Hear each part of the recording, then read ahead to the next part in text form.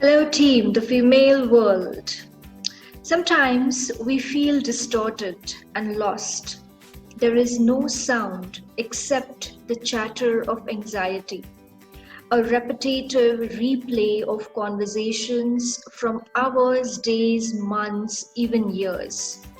It's time we understand it, rationalize, and regain the power of our inner self. The stories of anxiety and depression are rampant and are no longer constricted to gender or geographical areas, but majorly suffered compulsively by us women. Today we are in conversation with Ms. Tara Stricker, who is a certified life coach from International Coach Federation, is a blogger and runs the TSW Life Coaching. TSW basically is encouraging us to trust, use our strength, and tune into our wisdom. So, welcome, Tara, to this interactive session with the team Female World. And to begin with, Tara, I'd just like to ask you about this term anxiety. In today's world, we see from literally trivial issues where a mother is teaching her child or what food the child should eat, or what plays he should act in. I mean, to these lockdowns, every aspect has got a percentage of anxiety which has turned into manifolds and multiplied at different levels. So how do you think one should handle or deal with this particular factor, anxiety? Okay. Well, first of all, thanks for having me. It's a great topic, and I loved your introduction. Anxiety and depression, but specifically anxiety, is all in the mind. Mm-hmm. And anxiety is fear about the future. So everything that we are anxious about is never in the present moment. It's always in the future. It's always us forecasting horrible things that are going to happen. So no matter how far in the future, some of us forecast like way in the future, and some of us just even like within the next 5-10 minutes. So it's definitely one of the mental health things that you can work on getting. If you become present, then there's no anxiety, because there's none of those stories that you're feeding yourself. Those anxious stories are in the present moment. They're all about the future. So it's definitely something that you can take a hold of and work on yourself to get it to stop. But Tara, mostly this particular terminology or this particular thing, anxiety, mostly goes untreated or even not understood. Even educated women like us are not so much aware until a consequence has occurred, okay? So what would be your advice? What are the points to notice? When should one approach therapy? When should one understand that, okay, this is something of a very, very deeper problem than what it is actually seen to be? I think the way to know is if it's affecting your life. If you find that you are sitting constantly thinking about fearful things in the future, and you're feeling anxious and your body's feeling tense, then I think that's when you need to start kind of looking to get some support with that. If it is, because it tends to be when we're anxious, the stories we tell ourselves aren't just quick, this could happen. It's that we dwell on them and they take over our mind space and they take over our thinking, and they take over. And so if you're noticing that is not just a quick, kind of fearful of this, but you're noticing that it's actually kind of starting to take over your mind space and you're starting to feel anxious and your body's feeling tense, then those are all really good signs that there's something that you need to kind of look at there. Would you also say that anxiety is also very, very related to a person's experiences, what has happened in the past? It could be physical abuse, mental abuse, or some sort of a not warranted experience that the person has had, because of which this particular anxiousness to control the future is becoming a very much a part of the present for him. So maybe it will not even be noticed. For a normal person, it would feel like, because I've had a bad experience, I would rather be in control of the upcoming situation. But in turn, it is actually leading the person towards this anxiety. Okay, so there is a possibility that the person may not understand in the day-to-day workings as well. So how do you think, how can a person, or as a life coach, can you direct a normal person who are listening to this conversation to maybe, highlight the key points out here? Okay, that's a great question. And it's very true. A lot of the times it is tied to abuse. And when I say abuse, I always make it really clear that when we think of abuse, we think of like child abuse or sexual abuse, or we think of like the big things. But a lot of us have experienced trauma in childhood that maybe we think isn't really traumatic. But if it gets a reaction out of you, it is trauma and it is abuse to you if you feel it is abuse. So again, not talking in the legal sense, but as you're experiencing it, if it feels abusive, it is abusive to you. And that can definitely affect you.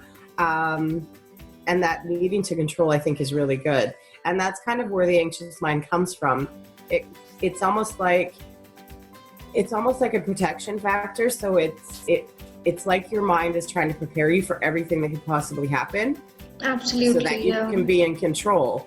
But the thing is you're never really in control, and you can't really control situations. And when we have an anxious mind, everything is negative. So everything that we're forecasting is always negative and fear-based, and just keeps that cycle going. So I would have to say, if you tune into your thoughts, I guess is the best way. And if you are noticing that your thoughts are all fear-based and all fear-based and bringing out a reaction in you, like a fearful reaction, then that's how you would notice that it's anxious feeling. If you're feeling like you need to control everything, then that would be a sign that there's some work to be done on the anxiety or on the anxious thinking. Because again, it's all thinking. So I think those would kind of be the key signs. So basically, you mean to say that it's a continuous thinking process. It's that continuous chatter, that mind conversations that you're having are predominantly negative. That is what actually is the major cause of anxiety, and which may later even develop into, say, depression and other chronicle or more, I would say, derogatory kind of sickness which can consume you mentally, correct? Yep, definitely. And it's one of those ones that's kind of, you kind of pointed it out. It's really sneaky, because if that's how you've been thinking your whole life, then you don't notice that it's not. So I would say, if you are curious, then just really listen to your stories, really listen to your inner mind chatter. And if it's all negative based, and if it's all fear based, and it's all in the future, then that's anxiety. And that doesn't have to be that way. And I think that's a big thing, is a lot of people think that it's just normal, or that's just the way their brain works, but it doesn't have to be that way. It's simple steps to change it, but it's a lot of work, and it just takes you work in the fact of bringing yourself back to the present moment, work in the fact of kind of questioning, is this true, is this story true, and diving deep into your belief systems and things like that can all change that kind of thinking. Because that's kind of the root of all of it, is those belief systems and patterns of behavior that you have. So it's changing things that have been going and working in the background for a long time, but it's definitely possible. So. Okay. So, can you guide maybe our listeners here right now that particularly one habit that we can inculcate, say on a daily basis, to keep ourselves motivated and positive all the time, so that all these negative thoughts and fear-based apprehensions about the futures can be minimized or negated somehow. Like there's something that we discussed in our last session with one of the coaches, and that was me time, loving yourself, right at the beginning of the day, giving yourself some time and doing that one thing which you love to do, giving yourself that importance and prioritizing as you would do for other family members as well, including your children. So likewise, just to have, once you realize that, okay, I'm getting anxious, I'm getting these super fast heartbeats, and I'm a bit fearful how I'm going to handle or talk or complete this particular job, even if it is a minimalistic job. So how do you motivate yourself to just stay still and tell yourself, stop? This is not going to go wrong, isn't it? So is there some habit that we can inculcate where we can just tell our mind to stop chatting, like just give it instructions, you need to stop now? I think probably, you hit it bang on. I think definitely what you said, the other coach had said about taking some time for yourself is excellent. That's showing that you're worthy, and that's self-love. And when we start loving ourselves, we want to be healthier, and we want to look at stuff like this. So that's definitely a good suggestion. But if you're kind of finding that your mind's going off on its own, as it does, then, like you said, stop, take a deep breath. And a really good question to kind of reframe yourself is, because if your story is something's going to happen to my kids, or I'm going to be hurt, or I'm going to be embarrassed or rejected, then you can just stop, take a deep breath and go, is this true? Is this absolutely the truth? Is this going to happen? And the answer is no. We don't know what's going to happen in the future. And that's where our anxious mind, because it's all future-based, we're just predicting it, we're forecasting it, and we're feeding the fear. But if we can kind of stop and go, is this the truth? And then it's not. It's never the truth. And that's the interesting thing about it. So it's just a matter of really kind of taking that few seconds to just stop the train of thought, because that's the way it kind of works. And I call it going down the rabbit hole. It starts with like a little thing, and then it just spirals and spirals and gets bigger and bigger. The example I give is if your boss walks by and gives you a look, and you go, oh, look, he doesn't like me, he's angry at me, I did a really bad report, he's gonna fire me, then I'm gonna be homeless, and then my husband's gonna leave me, and like it makes this, and all this gives you a look. And so if you can kind of be aware of that and go, okay, is this true? Is he mad at me? I don't know. So that's all a story that I've created in my mind.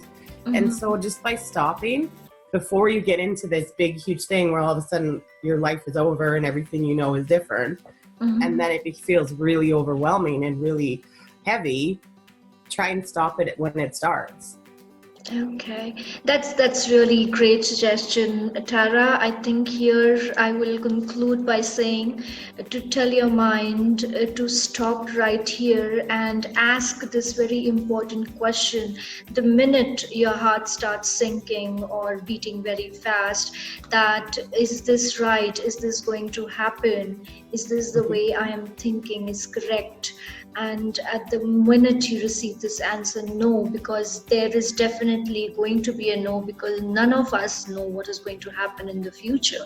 So Absolutely. That's a definite answer to this particular question, and probably that is how we can control our mind and take back ourselves from these negative thoughts and negative feeling and this anxious mind, and try to raise our anxiety back to normalcy.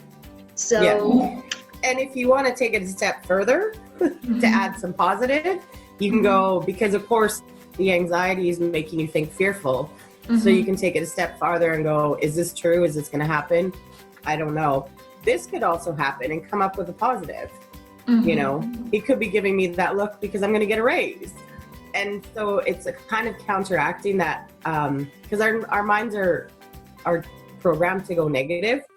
So it's kind of counteracting that. So not only you're stopping it, but then you're adding some positivity in too. Because it's just as likely you could get a raise or you could get fired. Like both of them are possibilities.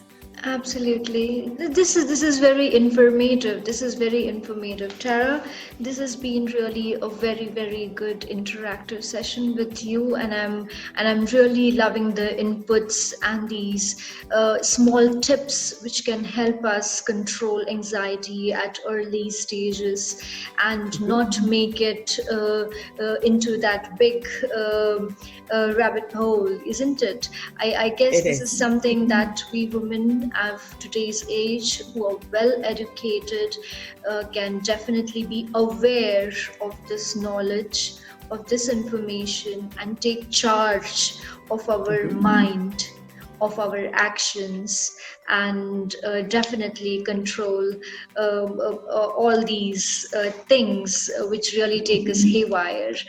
Thank you, Tara, for this, and I would definitely urge a lot of our young, old, and all the middle-aged women going through a lot of hormonal changes, who are feeling anxious about a lot many things. If there is any kind of direct consultation they want with you, I'm going to put your link down below in the video where they can approach you.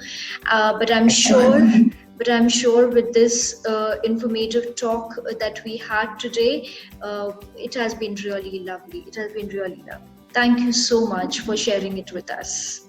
Well, thank you for having me, and I hope it helps.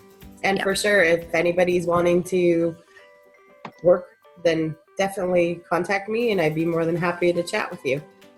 Yep. Thank you so much, Tara. You have a good day now. Bye-bye. You too.